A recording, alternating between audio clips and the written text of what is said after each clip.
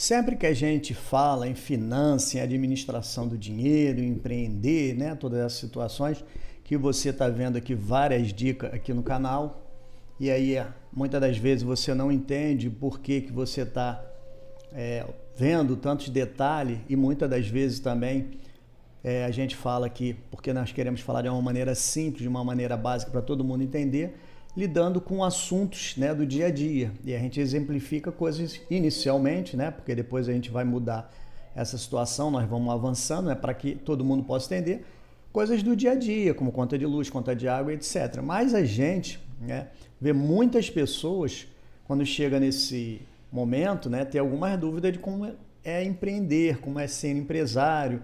E aí uma das primeiras coisas que a gente é questionado é sobre a figura do MEI, do microempreendedor individual. Você já viu isso, né? Por que será?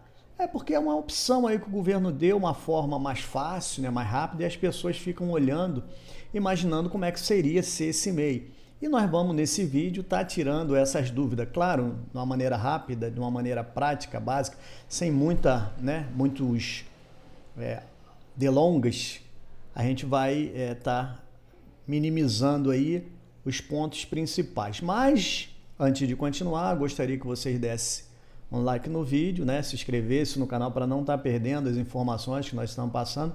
Sempre muito útil, muito importante para quem está querendo, né, mudar de vida. E aí você vai poder ter acesso às informações, não vai, né, ficar sem receber as informações.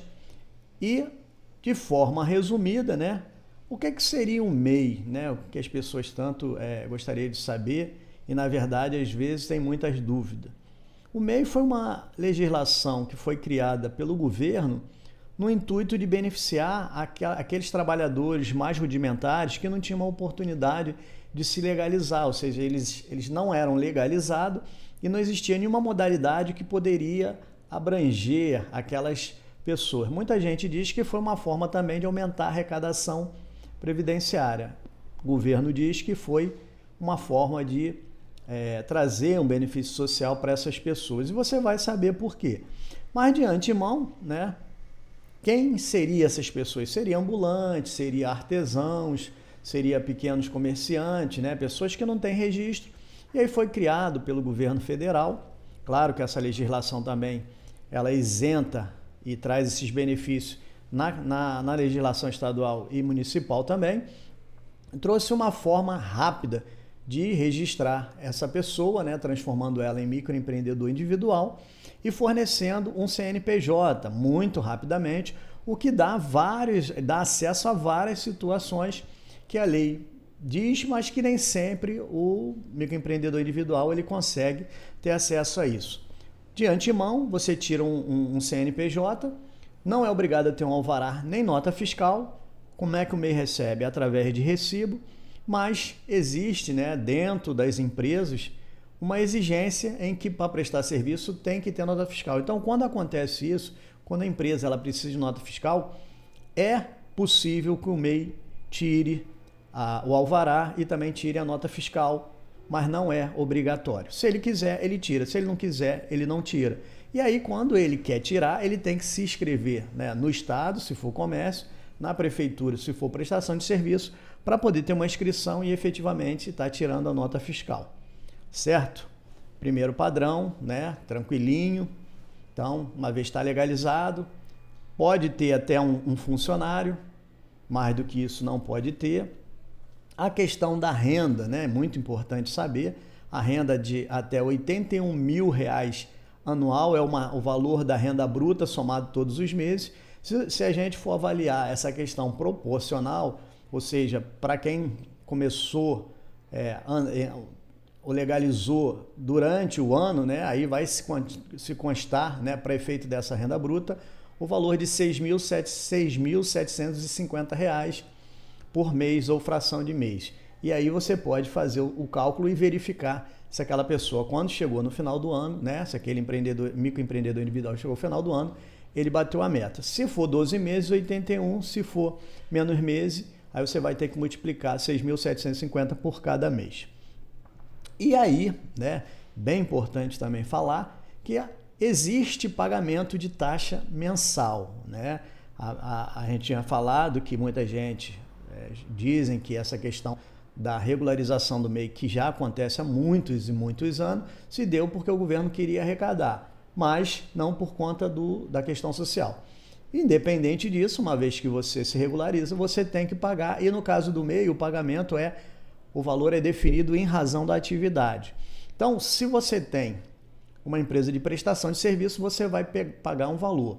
Se você tem uma empresa de prestação de comércio, vai pagar outro valor. Se na tua atividade de microempreendedor individual tiver as duas, você vai pagar outro valor. Então, na verdade, ele tem uma pequena diferença. Quando você soma as duas atividades, fica um pouquinho maior, mas isso gira em torno aí de seus 60 e poucos, R$70, um valor que não é muito considerado, não é muito alto, né? E por conta de estar se pagando esse valor, é importante registrar, né, que esse valor ele é para o ISS, no caso de prestação de serviço, para o ICMS, no caso de comércio, né? Então, quando tiver os dois, vai ter percentual, vai ter valores ali que é tanto para o ISS quanto para o comércio, e a maior parte é para a Previdência Social. Então, a partir do momento que se paga isso, gera alguns benefícios, né, para o microempreendedor individual. E quais são os benefícios para o microempreendedor individual? Aposentadoria por idade, né, no valor de até um salário mínimo, visto que você paga um valor fixo e um valor pequeno, então o cálculo não vai exceder um salário mínimo, o valor é esse, e a modalidade de aposentadoria, depois da reforma da Previdência, isso ficou praticamente, né, imutável, porque todo mundo vai ter que observar essas questões da idade, né? Aquela aposentadoria por tempo de contribuição, ela terminou em 2019. Somente aquelas pessoas que guardavam esse direito naquela época poderão requerer. Mas, de qualquer maneira, né? Então, tem também direito ao auxílio-doença, caso que fique doente durante o decorrer, né, da vida laborativa, pode requerer a previdência, auxílio-doença e vai receber.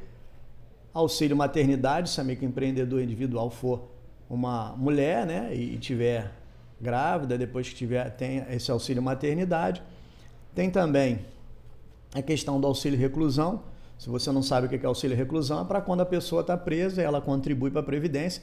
Não se paga auxílio-reclusão para quem não é segurado da Previdência. Então, se você está trabalhando, você está contribuindo, você foi preso por algum motivo, você tem esse auxílio da Previdência durante um determinado tempo. E para finalizar essa questão dos benefícios, tem também a aposentadoria, né? Mas a aposentadoria não é para... desculpa, falha nossa. Pensão por morte. Aí, no caso, a pensão quem vai receber é quem tem direito e não a pessoa que contribui, porque aí, no caso, para gerar a pensão, o microempreendedor ele tem que ter falecido. Então, basicamente, são esses detalhes, mas no futuro, se o pessoal se interessar, né, for um assunto assim, que dê bastante interesse, as pessoas começam a perguntar, e aí a gente vai fazer vídeos com mais detalhes a respeito do microempreendedor. Para encerrar nessa questão, o que acontece? O governo, quando ele criou isso para trazer benefício para essas pessoas, né, trabalhadores rudimentares, trabalhadores que não tinham essas condições, a ideia é que depois que ele regularize, ele cresça, e ele crescendo, ele transforma esse microempreendedor individual numa empresa normal, seja optante pelo simples, pelo lucro presumido, não importa. Vai depender do tamanho da administração da atividade comercial dele. Se isso crescer, aí ele vai ver, né, quando ultrapassar o limite de R$81 mil por ano, qual seria a melhor modalidade tributária para a nova empresa, né? Ou se ele vai ficar como empresário individual, se ele vai transformar isso numa sociedade limitada, mas isso não é o importante para a gente. O importante para a gente é saber que quem quer empreender, hoje eu estou sem trabalhar, estou desempregado, vou abrir um MEI, vou trabalhar, é uma possibilidade? É uma possibilidade? Tá aí as informações e você toma a melhor decisão com relação a essas informações, se efetivamente você está, né, procurando trabalhar aí como empreendedor ou até mesmo está começando. Um grande abraço e até o próximo vídeo.